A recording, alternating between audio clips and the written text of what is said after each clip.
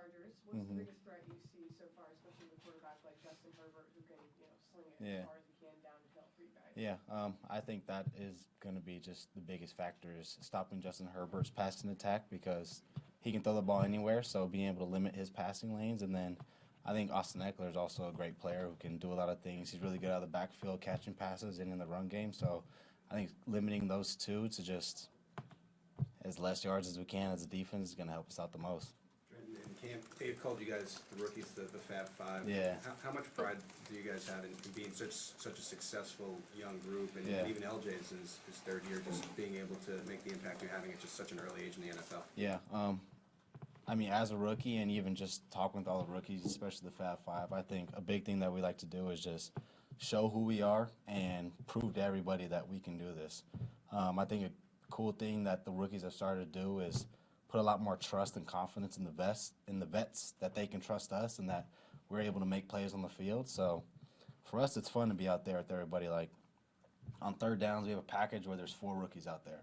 And when I look back and see Brian Cook and Jay Watt on the other side and Josh, I'm like, how cool is this that everybody I came with, everybody who's learned the same lingo, we all taught each other, is all out there. I mean, it makes the game so much more fun. How much time outside of the facility do you spend together, and just if you can give a glimpse into some of the things you guys like to do together outside of the Yeah, I mean, sure, we used to spend literally all the time together in OTA. Just slow down a little bit now during the season, but I mean, shoot, we're just a bunch of jokesters, to be honest. Like, we're always cracking jokes, we're always laughing, we're always arguing with each other. Like, we're just basically like a band of brothers just stuffed onto a team. So I feel like from day one, everybody kind of connected and everybody was together. So it's really fun being with those guys. You mentioned Austin Eckler and Justin Herbert. It looks like the Chargers might have Keenan Allen and Mike Williams. Yeah, yeah. What are they adding to this offense that they didn't necessarily have in week 2? Yeah, I mean, they've been starters. They're vets, so Justin Herbert trusts them, trusts where the ball's going to be, so the time's going to be back. So I think a big thing for the DBs is to disrupt that timing and kind of just, they're fresh, they're new. So, I mean, anybody they put out there, if it's Mike Evans, if it's somebody else, Josh Palmer, like, we just got to play how we play, and I feel like we'll do what we have to do. Looking back over the last couple of weeks, you had Derrick Henry and then ETN was coming in on fire. He rushed for like 400 yards in 3 games. What's the mindset? I mean, we know everyone focuses on the big guys inside and stopping the run, but this has always been a pretty good tackling secondary here since Steve Spagnuolo's come in. What's the conversation like with the corners and the DBs about stopping the run? How much pride is it? How much is it a point of emphasis? Yeah, I mean, shoot.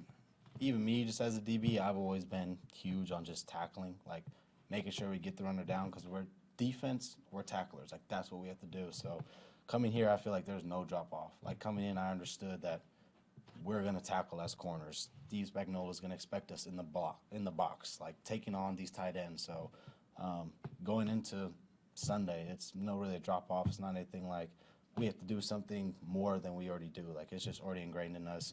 We've done many reps with it, so it's just built into us. I don't know, a lot of research goes into your game before they ever even sit down and talk to you. They've seen all your plays and all that, but is it something they do discuss when you're going through the interview process and they're talking to you, all the different teams? Did the Chiefs make that a point of emphasis, just be even going back when they were kind of scouting you before the draft? Yeah, I mean, honestly, I feel like all the teams really had an emphasis on tackling DBs. I feel like as a DB, if you can be a great tackler, you can play multiple positions. And that's something I pride myself in now as a corner, as a nickel, as a safety. Like, no matter what, if you can go out there and tackle on the field, then your defensive coordinator, your DB coach is going to trust to put you out there. Understanding you haven't had a shot at this yet, but Mike Williams historically has been a challenge for the Chiefs. What are you guys, messaging-wise, saying about Williams and being able to stop him? Yeah, I mean, we know he's a good player. You see what he did last time we played him, so we know the challenge that's coming up, and we're ready to just go out there and compete with them with a great receiver. Do you have a lot of family coming to town, since it's close to where you grew up? Yeah, definitely have quite a few family members coming out, so I'll definitely have quite a lot of energy on Sunday.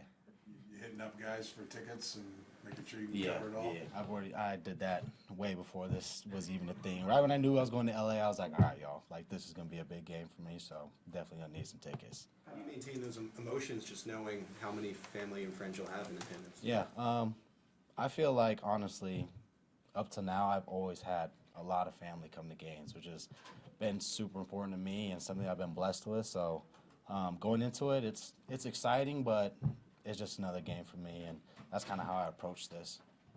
I know you kind of talk about Mike Williams, but just the bigger receivers. I mean, you're not a small guy by any stretch, right? Yeah. But you know, there are some, and he's one of them. That's, you know, kind of he's kind of like a linebacker walking out there. How do you view that? Is it taking on? Is you have to be careful about not getting too fired up, not trying to get too hard and get beat on a move or anything? Like, how do you approach the bigger guys? Honestly, you just got to be more aggressive. Really, you just got to get hands on them. You got to know that they're big bodies. They're going to be strong, so you just got to fight pressure with pressure and go make a play when the ball's in the air.